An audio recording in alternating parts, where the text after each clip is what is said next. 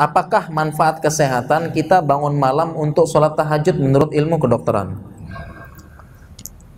Apa manfaat bagi kesehatan kita bangun sholat malam untuk tahajud bagi kedokteran? Iya, ini jawabannya ini terkait dengan akidah. Perhatikan, ini cukup penting ya, cukup penting terkait dengan masalah akidah. Jadi dalam masalah akidah, dalam masalah ibadah yang mahdoh, ibadah mahdoh tahu ya? Ibadah mahdoh artinya ibadah murni, sholat, puasa, zakat dan sebagainya. Ini disebut dengan ibadah mahdoh. Ya, kalau ibadah ghairu mahdoh banyak, kita bekerja ibadah mahdoh ya. Seluruh hidup kita nih ibadah, itu namanya ibadah ghairu mahdoh. Nah, dalam ibadah mahdoh ya, ini kita tidak diperintahkan, bahkan tidak dianjurkan untuk bertanya-tanya atau mencari-cari apa sih keuntungan dunia dan apa sih hikmahnya di balik ibadah mahdoh ini. Ini kita tidak diperintahkan, bahkan tidak boleh sebagian ulama.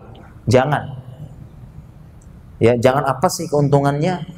Apa sih hikmahnya ibadah ini? Ini sebagian ulama bilang jangan.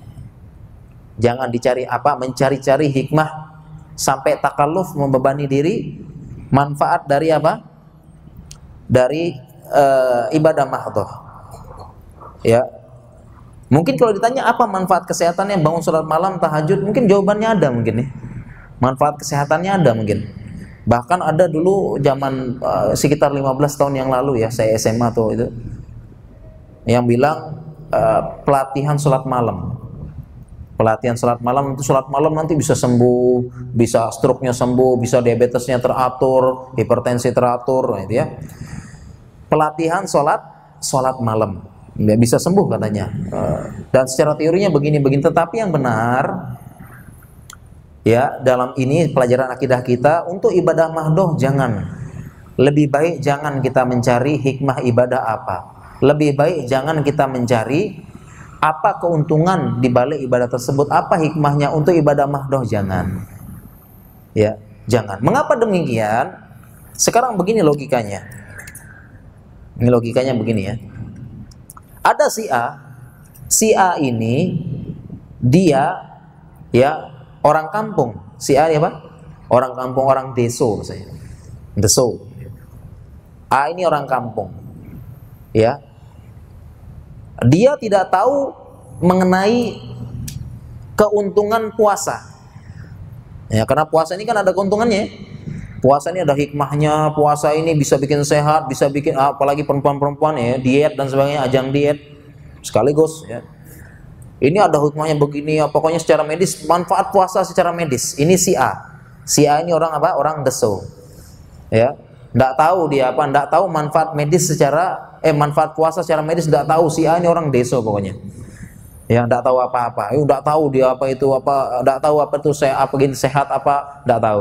Si B ini dia orang pinter ya, habis baca buku manfaat medis puasa.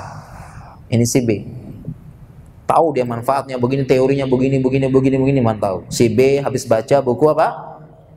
Manfaat puasa dari segi kedokteran, kesehatan. Kemudian masuklah bulan Ramadan. Si A puasa, si B juga puasa. Masuk Ramadan. Sama-sama laksanain puasa enggak?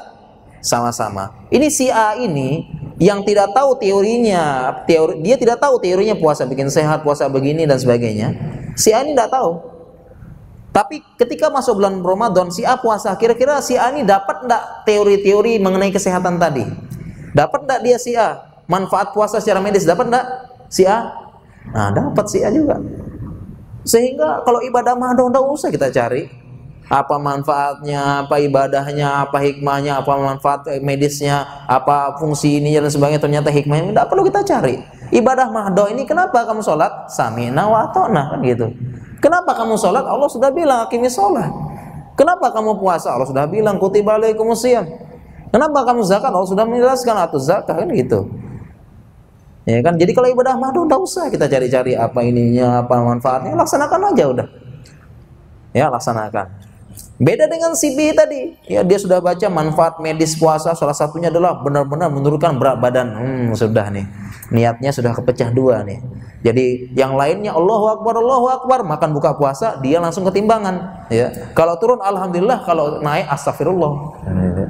Nah gitu, ya sudah kecampur niatnya, sehingga kalau ibadah dalam ibadah, ya ini tidak, ya untuk ibadah mahdoh tidak usah. Demikian juga dengan sholat malam ini. Sholat malam ini apa manfaat dalam kesehatan sebenarnya ada sebenarnya begini mungkin bikin tenang, bikin ini dan sebagainya, tapi laksanakan aja sudah. Kenapa sholat malam? Allah perintahkan. Pengen mendapatkan pahala orang yang sholat malam, pengen dicintai Allah, banyak sekali ayatnya dan sebagainya, ya alaikum bil qiyamil lail, ya fa innahu da'bu solihina min qablakum, ya lakukanlah sholat malam, karena sholat malam ini kebiasaan orang-orang soleh sebelum kalian, kebiasaan, ya. Kemudian yang lain-lainnya, ya,